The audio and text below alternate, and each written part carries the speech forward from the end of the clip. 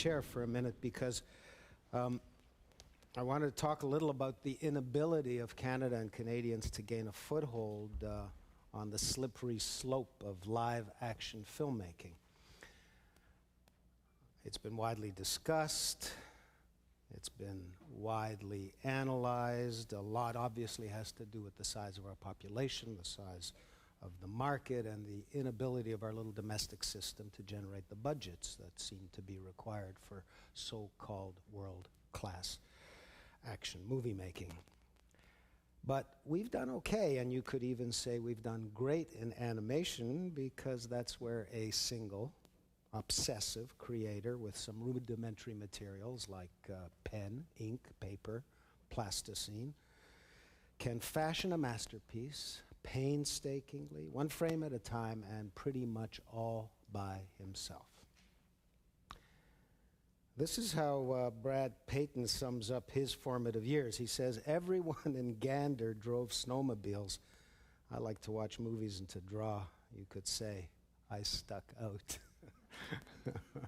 And now he's working with Francis Ford Coppola's longtime producer Fred Fuchs in the CBC, as well as with Tom Hanks and Universal. So, dreaming is good. Brad, where are you? Hey, thanks a lot for inviting me. Thanks a lot.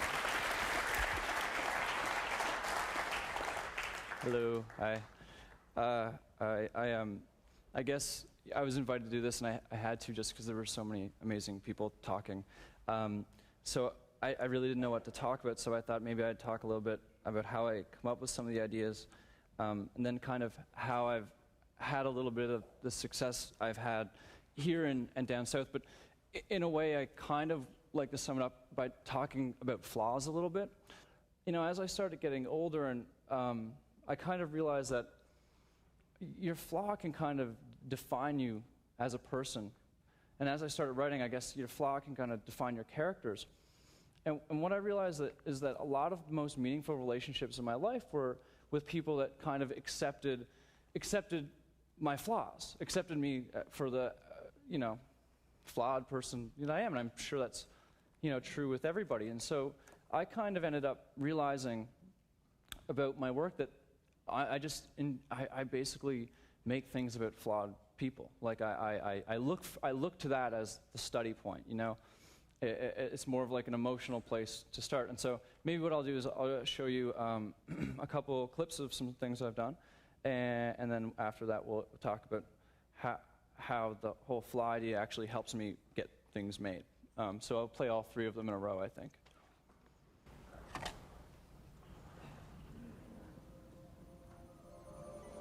Let's venture right now to a world very near.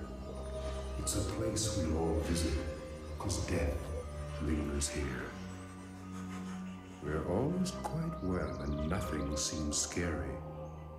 If you look close enough, you'll find where Evelyn's been buried.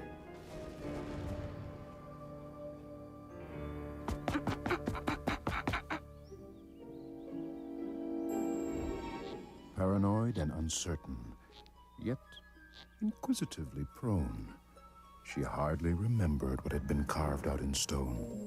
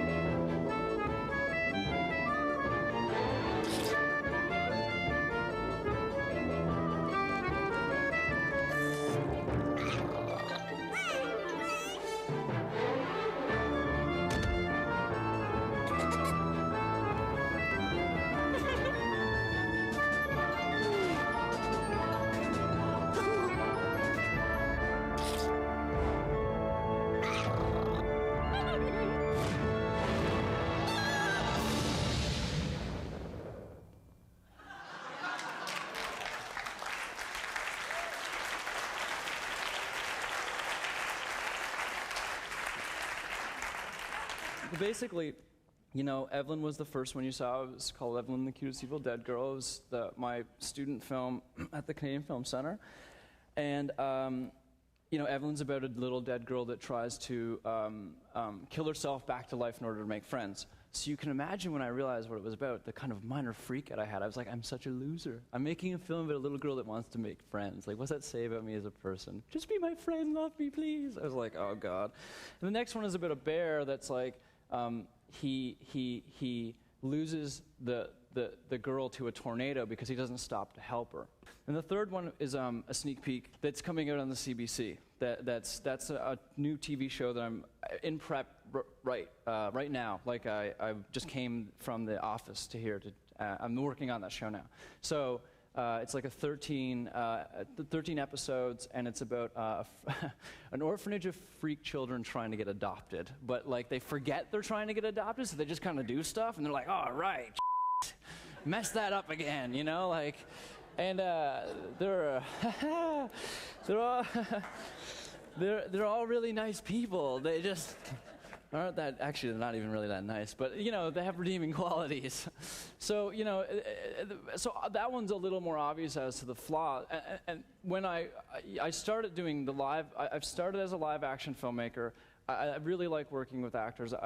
It's a little more my passion than animation, but the thing about animation that I really loved was I could visually show the flaws that I would otherwise have to verbally convey or, you know, through action convey through a character. So with this project, I took the opportunity to visually design stuff that would show you flawed characters right away.